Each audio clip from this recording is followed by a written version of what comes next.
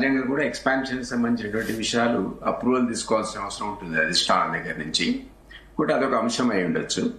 రెండవది ఈ పిసిసి కూడా తెలంగాణకు సంబంధించిన వరకు కొత్త కార్యవర్గాన్ని ప్రకటించాల్సిన అవసరం ఉంది. కాబట్టి మహేష్ కుమార్ గౌడ్ అదేవిధంగా సీఎం గారిద్దరు కూడా ఈ సంబంధించినటువంటి విషయాల గురించి చర్చించడానికి అధిష్టానం యొక్క అప్రూవల్ తీసుకోవడానికి పోయారని నేను కూడా అనుకుంటున్నాను. ఎందుకంటే పేపర్లో కూడా చాలా క్లియర్గా అది వచ్చింది.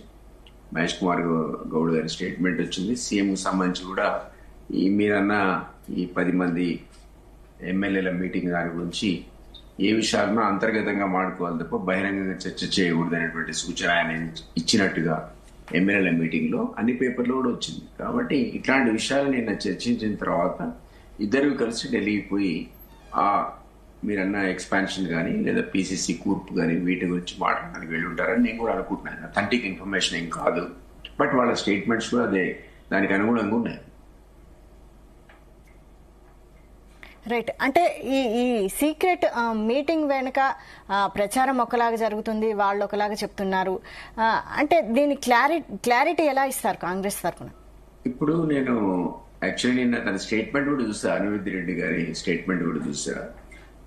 నేను విన్నది కూడా ఏంటంటే ఈ ఎమ్మెల్యేస్ సంబంధించి కొన్ని అంశాల లోపల వాళ్ళు ఆశించిన పద్ధతిలో పనులు స్పీడ్గా జరగట్లేదని, దాని మీద వాళ్ళంతా కూర్చొని నాకు తెలిసి ఒకే జిల్లాకు చెందిన సమావేశం జరిగింది తప్ప అంతకు మించి అధిష్టానం మీద ఏదో తిరుగుబాటు బావుట ఎగరవేయడానికి కానీ మరో రకమైన అసంతృప్తి కాదు. ఎందుకంటే అనిరుద్ధ్ రెడ్డి గారి స్టేట్మెంట్ రాత్రి కూడా నేను చూసా. అధికారులు తను చెప్తే వినట్లేదనేటువంటి విషయాన్ని ఆయన తన అభిప్రాయంగా వ్యక్తీకరించినట్టు నిన్న మీటింగ్ లో ఆ విషయాలు కూడా చెప్పినట్టు వచ్చింది. కాబట్టి ఇట్లాంటి విషయాలు చర్చించుకోవడానికి సహజంగా కూడా 5, 6, 10 మంది ఒకే జిల్లా చెందినప్పుడు సహజంగా ఒక్కో దగ్గర సమావేశం అవుతుంటారు. దానికి అంతకుమించి సిగ్నిఫికెన్స్ ఉందని నేను అనుకోను. ఎందుకంటే రాత్రే మీడియాతో అనిరుద్ధ్ రెడ్డి గారు మాట్లాడుతున్న విషయాలు చూశాను. అందులో కూడా ఇదే అన్నాడు, ఏంటంటే కొన్ని అధికారులు తమ చెప్పినట్టు వినట్లేదు, ఆ విషయం గురించి కంప్లైంట్ చేయాల్సి వచ్చింది, మాట్లాడుకోవాల్సి వచ్చింది అన్నారు. Right right. జయరామ్ గారు నమస్తే అండి. నమస్తే అండి.